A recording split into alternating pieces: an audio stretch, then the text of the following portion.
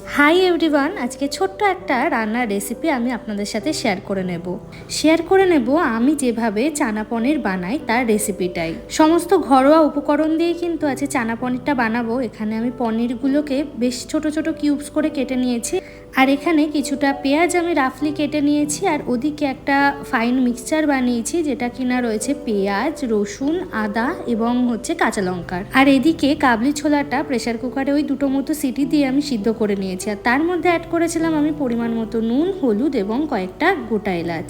এদিকে প্রথমেই পনিরগুলোকে আমি খুব ভালোভাবে ভেজে নেব, সেই জন্য প্যানে সাদা তেল গরম করে তেলের মধ্যে আমি অ্যাড করে নিয়েছি পরিমাণ মতো নুন এবং হলুদ, কারণ পনির দেওয়ার পরে নুন হলুদ দিয়ে ভালো করে মেশাতে গেলে অনেক সময় পনিরটা ভেঙে যেতে পারে, সেই কারণে আমি কিন্তু তেলের মধ্যেই নুন আর হলুদটা দিয়ে নিয়েছি।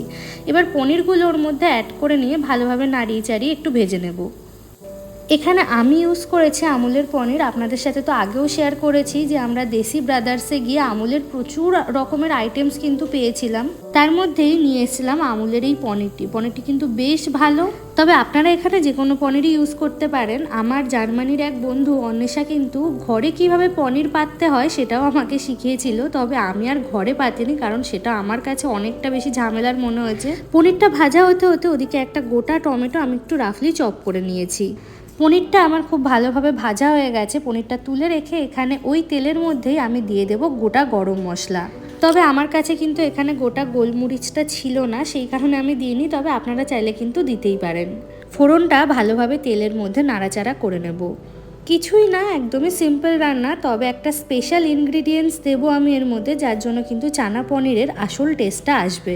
জার্মানি থেকে আমেরিকা আসার পরে মোস্টলি কিন্তু রান্না বান্না আমাকে রাতেই করে রাখতে হয়।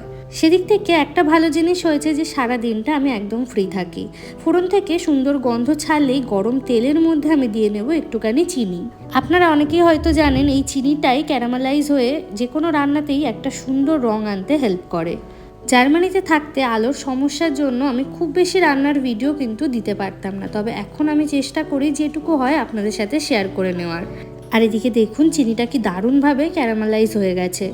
এবারে আমি এর মধ্যে দিয়ে নেব আগে থেকে চপ করে রাখা পেঁয়াজ কুচিটা, আর এখানে পেঁয়াজের মধ্যে পরিমাণ মতো নুন এবং হলুদটাও কিন্তু অ্যাড করে নিতে হবে। যদিও সেই স্টেপটা আমি ভিডিওতে স্কিপ করে গেছি, তবে আপনারা কিন্তু অবশ্যই রান্নাটা করার সময় এই স্টেপেই নুন আর হলুদটা অ্যাড করে দেবেন। এখানে পেঁয়াজটা বেশ সুন্দর গোল্ডেন ব্রাউন কালার হয়ে গেছে, আর এই সময় আমি অ্যাড করে নেব আগে থেকে চপ করে রাখা টমেটোটা।